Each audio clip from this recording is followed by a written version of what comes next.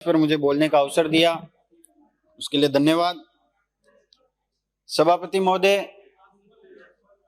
आज माननीय सदस्यों ने इंदिरा गांधी नहर परियोजना पर अपनी अपनी चर्चा की।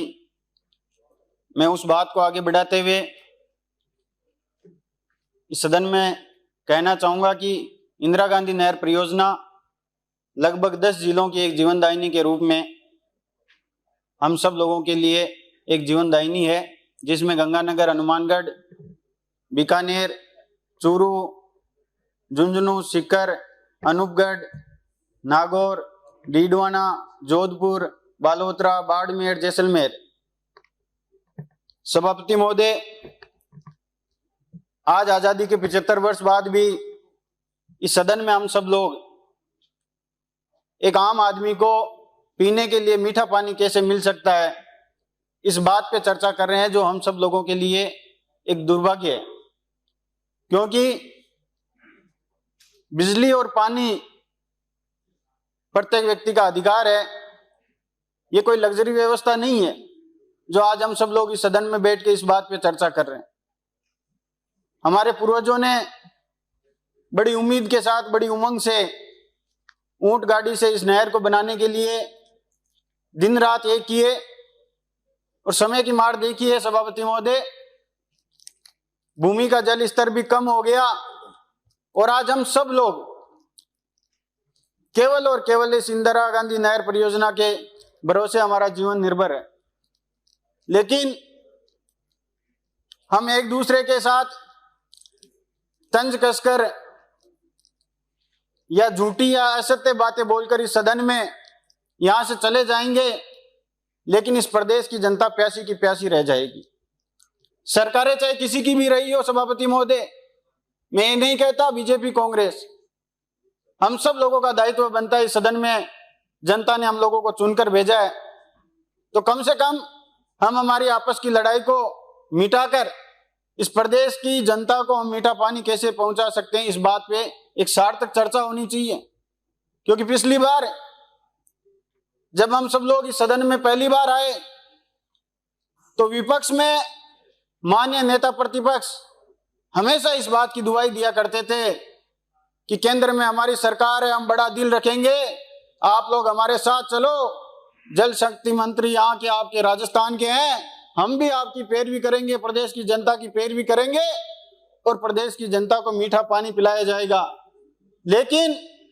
आज जब ये सदन सुबह शुरू होता है 11 बजे और कार्यवाही जब तक चलती है तब तक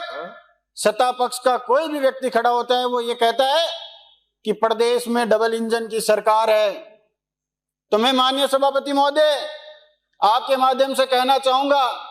डबल इंजन की जो सरकार है, इसमें क्या ईंधन की कमी आ गई जो आज प्रदेश की जनता को पानी नहीं पिला सकते आप लोग? आज मेरे नागौर की बात करूं मैं सभापति महोदय, समय समय पर इस इंदिरा गांधी नहर के परियोजना पर लगभग 4099 करोड़ रुपए खर्च हुए, जिसमें प्रथम फेज में 761 करोड़ रुपए हुए और उसके बाद जायल में जायका प्रोजेक्ट की हमारी यूपीए सरकार के दरमियान 2938 करोड़ रुपए की शुभारंभ कर हमारे नागौर को मीठा पानी पिलाने के लिए इस योजना को लागू किया गया। और उसके बाद आज भी वर्तमान में लगभग 400 करोड़ रुपए का काम चालू है। लेकिन माननीय सभापति महोदय, मैं आपसे आपके माध्यम से कहना चाहूंगा कि वर्तमान में जो बजट पेश हुआ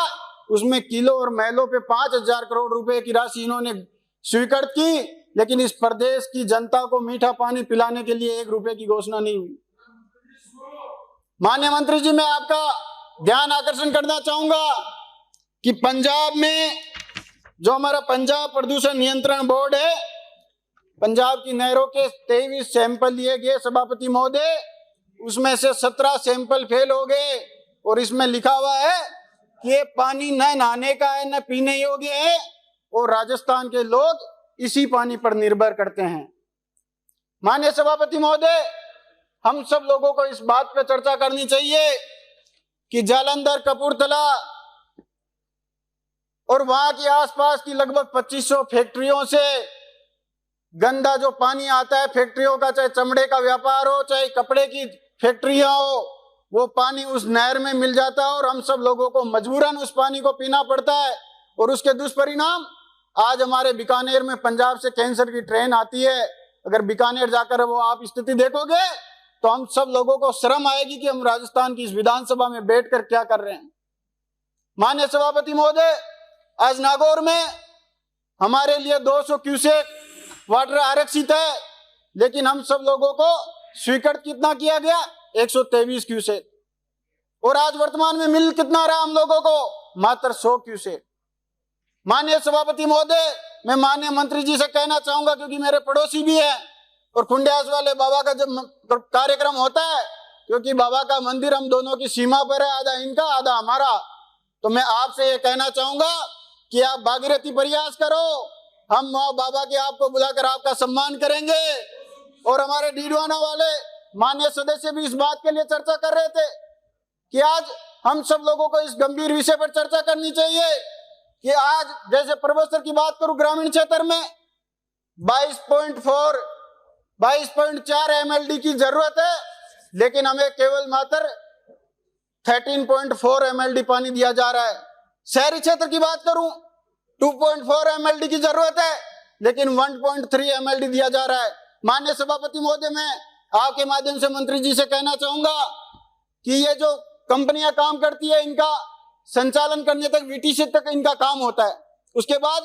VWSC जो एक समिति पंचायत के अंतर्गत हम लोगों को उसको दिया जाता है, और वो पंचायत वाले इस बात के लिए पल्ला झाड़ लेते हैं कि हमारे पास संसाधन नहीं है। मैं माननीय मंत्री जी से कहना चाहूंगा कि उसकी संचालन प्रक्रिया पूरी PhD विभाग को दी जाए, ताकि एक आम व्यक्ति को पानी मिल सके। इस जल जीवन मिशन योजना की जो स्कीम है, उसका डिजाइन 55 LPCD के मार्फत इसको डिजाइन किया गया, लेकिन आज ग्रामीण परिवेश में जाकर आप लोग देखोगे तो केवल मात्र 35 LPCD तक पानी पहुंच पा रहा है। माननीय सभापति महोदय, मैं आज आप सब लोगों के माध्यम से ये कहना चाहूंगा कि नहरबंदी के नाम पर 45 दिन इस काम को रोक दिया जाता है, और विभाग द्वारा ये कहा जाता है कि हमारे पास 45 दिन का स्टोर करने योग्य डैम बने हुए हैं, लेकिन पूरे प्रदेश की ये भयावह स्थिति है कि जब गर्मियों में पानी की सबसे ज्यादा खपत होती है, उस समय हम लोगों को